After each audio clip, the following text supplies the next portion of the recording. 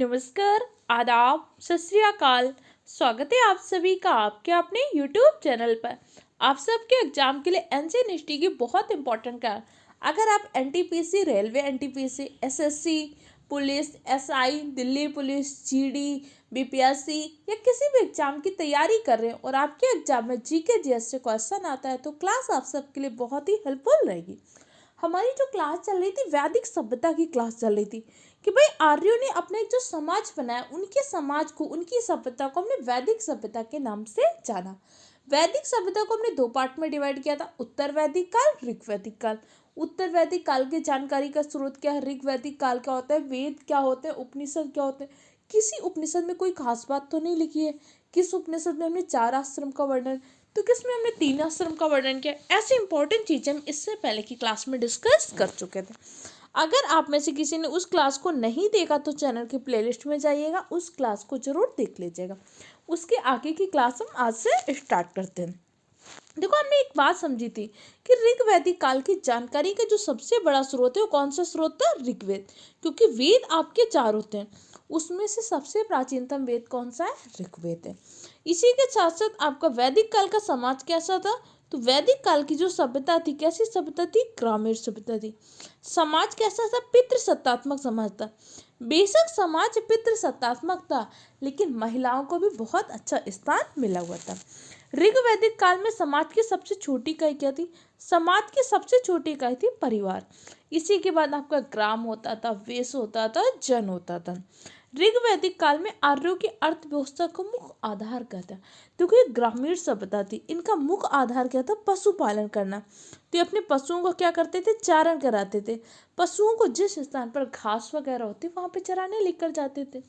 तो इसीलिए अक्सर ये मूव करते रहते थे।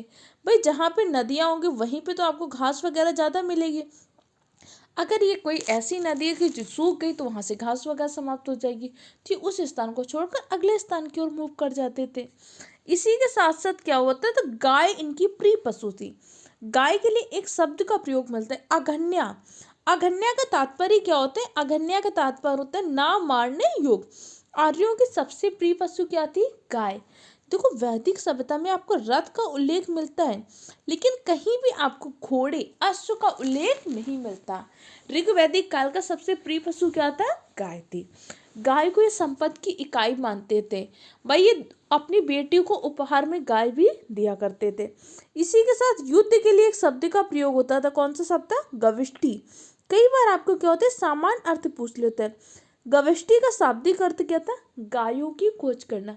क्योंकि भाई गाय क्या थी, उस टाइम पे संपत्ति की इकाई माने जाते थे। जिसकी ज़्यादा गाय होती थी उसे सम्मान और प्रतिष्ठा की नज़र से देखा जाता था। युद्ध के लिए एक शब्द का प्रयोग करते तो शब्द कौन सा था, गविष्ठी शब्द। इसी के साथ साथ गोमत शब्द किसको कहते थे, गोमत उस व्यक्ति को कहते थे जिसके पास गायों की संख्या अधिक होती थी। जिसके पास गायों की संख्या अधिक होती थी उसे हम धनी व्यक्ति मानते थे। गविष्ठी किसके लिए प्रयोग करते थे, गविष्ठी प्रयोग करते थे गाय की खोज अर्थात युद्ध के लिए। जो युद्ध वगैरह लड़ते थे ना, उस युद्ध को हम क्या बोलते थे, गविष्ठी कहते थे। इसी के साथ गोपति, गाय का जो रक्षक होता था उसे हम क्या कहते थे, गोपति। इसी के साथ साथ गोहन शब्द का उल्लेख मिलता है। गोहन किसको कहते थे, मेहमान। जो मेहमान आता था उसे हम क्या बोलते थे, गोहन कहते थे।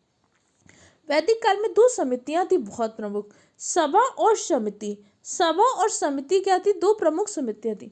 सभा श्रेष्ठ और सम्राट लोगों की संस्था थी, जबकि समिति क्या थी, आपकी सामान्य जनता का प्रतिनिधित्व करती थी।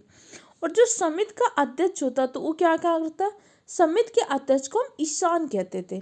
और ईशान को क्या होता था, राजा को चुनने और पदच्युत राजा को उसके पद से हटाने का अधिकार होता था। आपके अथर्ववेद में सभा और समिति को प्रजापति की पुत्रियां कहा गया। देखो, ये आपकी क्लास कौन सी रिवीजन क्लास है, तो यहाँ पे हम क्या करेंगे, सिर्फ इंपॉर्टेंट पॉइंटों को शॉर्ट में रिवाइज करेंगे। क्योंकि बाकी चीज़ें आपने ऑफलाइन क्लास में और ऑनलाइन बैच में बहुत डिटेल से पढ़ी हैं।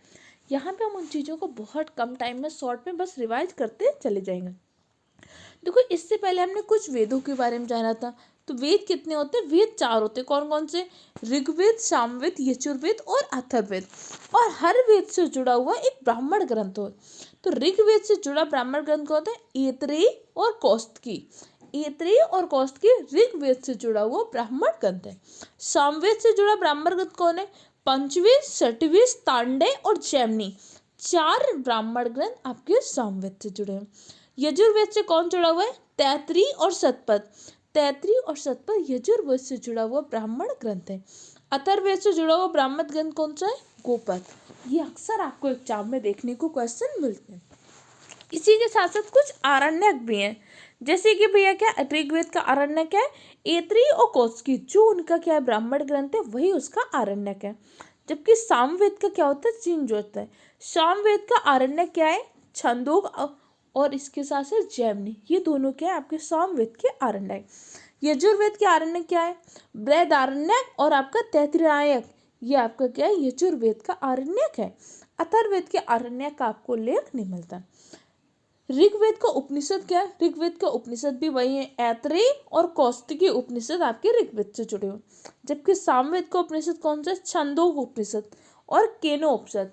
अच्छा, एक क्वेश्चन का आंसर आप मुझे दीजिएगा, छंदोग उपनिषद में किसका उल्लेख है? क्योंकि हमने पहले की क्लास में डिस्कस किया था। अगर जिन चीज़ों को हमने पहले डिस्कस किया तो चीज़ें हमें याद होनी चाहिए। इसी के साथ साथ पूछ सकते हैं यजुर्वेद के उपनिषद कौन कौन से हैं?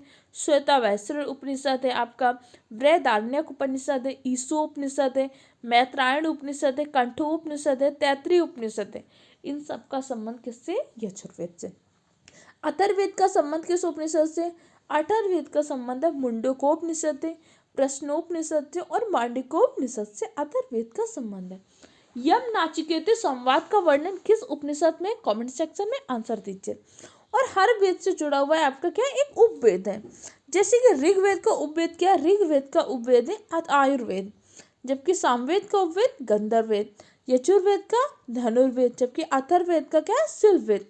और हर उपवेद के प्रवर्तक होते थे। जैसे मैंने आपको वेदों के कोई ना कोई पुरोहित या प्रवर्तक बताए थे कि ऋग्वेद का कौन होता था? होत्रा होता था, सामवेद का उद्गाता होता था, यजुर्वेद का अथर्वी होता था, तो अथर्ववेद का ब्रह्मा। उसी प्रकार आपके प्रत्येक आयुर्वेद के कोई ना कोई प्रवर्तक होते हैं। जैसे आयुर्वेद का प्रवर्तक कौन है? प्रजापति। गंधर्ववेद का प्रवर्तक नारद जी, धनुर्वेद के विश्वामित्र जी, शिल्पवेद के विश्वकर्मा जी। तो आपको 4 उपवेद के नाम पता होने चाहिए और चारों उपवेद से जुड़ा हुआ प्रवर्तक कौन है आपको पता होना चाहिए। इसी के साथ साथ आपको 6 दर्शन का वर्णन मिलता है। भाई न्याय दर्शन का संबंध किससे? न्याय दर्शन का संबंध है महर्षि गौतम से। सांख्य दर्शन का संबंध किससे? महर्षि कपिल से। मीमांसा का जैमिनी से। योग दर्शन का पतंजलि से। वैशेषिक दर्शन का संबंध किससे है?